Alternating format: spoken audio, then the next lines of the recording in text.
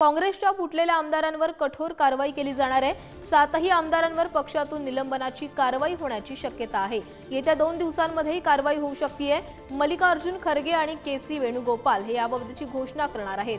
पक्षाला शिस्त लावण्यासाठी काँग्रेसचा हायकमांड आता कठोर कारवाई करणार असल्याचं कळतंय। तर या संदर्भात अधिक माहिती देण्यासाठी आमचे प्रतिनिधी अजय माने आपल्या सोबत आहेत। अजय, विधान परिषद निवडणुकीमध्ये काँग्रेसचे जे 7 आमदार फुटलेले होते त्यांच्यावर कारवाई होण्याची शक्यता आहे। यामध्ये कोणाकोणावर कारवाई होऊ शकते? आपण जर पाहिलं तर विधान परिषदेत 7 आमदारांनी क्रॉस वोटिंग करायचं जे ते निर्दर्शनास आलेलं आहे आणि त्यांची माहिती जी ती काँग्रेसच्या नेत्यांना मिळालेली आहे अशी माहिती आता काँग्रेसच्या नेत्यांनी दिलेली आणि त्यात आता 7 आमदारांवर जी ती कारवाई करण्यात आलेली।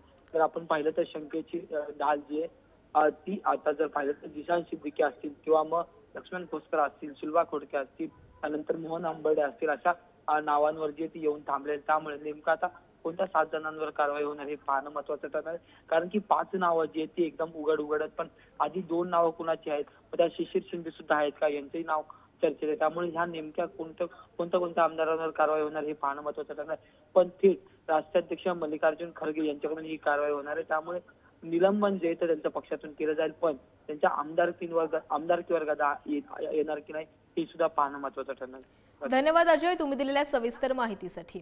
तर महाविकास आघाडीला प्रत्युत्तर देण्यासाठी भाजपकडून ज्येष्ठ नेत्यांची नेमणूक करण्यात आली आहे। यामध्ये पंकजा मुंडे, रावसाहेब दानवे, सुधीर मुनगंटीवार, गिरीश महाजन, अशोक चव्हाणांवर जबाबदारी देण्यात आली आहे। तर विशेष सरकारी वकील असलेल्या उज्ज्वल निकमांचाही भाजपच्या यादीत समावेश करण्यात आला आहे।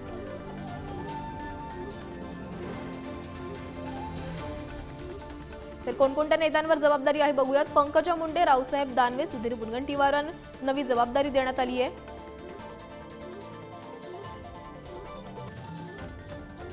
तर गिरीश महाजन, अशोक चव्हाण तसंच उज्ज्वल निकम यांच्यावर देखील भाजपची बाजू मांडण्यासाठी जबाबदारी देण्यात आली आहे।